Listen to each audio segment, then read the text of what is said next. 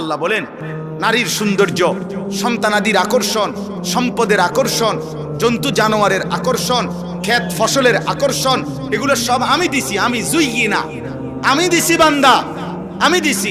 আল্লাহ বলেন এই দুনিয়ার এই সব আয়োজন যা আমি সাজিয়ে দিয়েছি তোমাদের জন্য, তার চাইতে উত্তমটা কি সেটা কি আমি তোমাদেরকে বলবো? আল্লাহ নিজে বলতেছে কুল আউনাব্বিউকুম, আমি কি বলবো তোমাদেরকে? তো আল্লাহ নিজেই বলেন লিল্লাযীনা তাকাউ ইনদা রাব্বিহিম, তোমরা যারা যারা আমি আল্লাহকে ভয় করে আমার উপরে তাকওয়া রেখে গুনাহ ছেড়ে দিয়ে আখিরাতে আসবা, জান্নাতুন তাজরি মিন তাহতিহাল আনহার খালিদিনা ফিহা, অনন্তকালের জান্নাত আমি আল্লাহ তোমাদের হাতে তুলে দেব। আর জান্নাতের এক কোণা, জান্নাতের এক নিয়ামত, খোদার কসম তোমার দুনিয়া লক্ষ কোটি বারের চাইতেও অনেক উত্তম, অনেক উত্তম, অনেক উত্তম। আপনি যদি বলেন আপনার সন্দেহ হয়, ঠিক আছে, আপনার সন্দেহ নিয়ে থাকেন আপনি, আমার ইয়াকিন হয়। আপনি যদি টেলিভিশনের খবর আপনার এতটা বিশ্বাস হয়, চ্যানেলের খবর আপনার এতটা বিশ্বাস হয়, বিজ্ঞান বইয়ের পড়া আপনার এত বিশ্বাস হয়, পদার্থ বিজ্ঞানের পড়া আপনার এত বিশ্বাস হয়, জীববিজ্ঞানের পড়া আপনার এত বিশ্বাস হয়, দুনিয়ার বাংলা অঙ্ক ইংরেজি বইয়ের পড়া আপনার এত বিশ্বাস হয়, এত বড় কায়নাতের মালিক আসমানওয়ালা রব, তার কথা আমার বিশ্বাস হবে না কেন?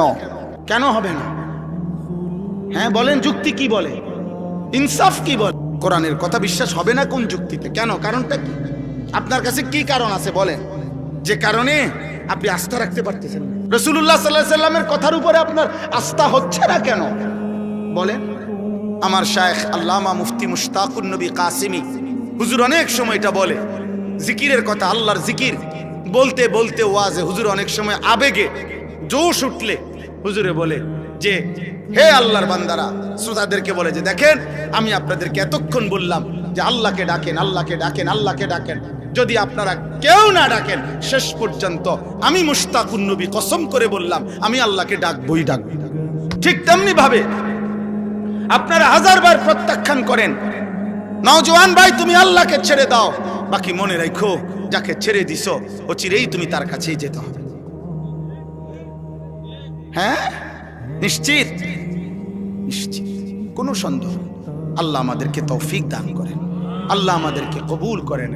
শেষ আমার ওয়াজ, আমার মূল বক্তব্যের কথাই এ আপনার কাছে, আমার কাছে, কিশোর ভাই, যুবক ভাই, বয়স্ক বাবা, অনেক বুঝমান আমার অনেক ঘনিষ্ঠ মানুষ আছেন এখানে আপনারা, এবং পর্দার আড়ালের মা বোন, প্রত্যেকের কাছে আমাদের মুসলমান, আমরা আমাদের পরিচয় আমরা মুসলিম, অতএব খোদার কসম এক মুমিন, এক মুসলমানের মূল পরিচয় আখিরাত, মূল ফিকির আখিরাত, মূল চেতনা আখিরাত, মূল প্রস্তুতি আখিরাত, মূল আয়োজন আখিরাত।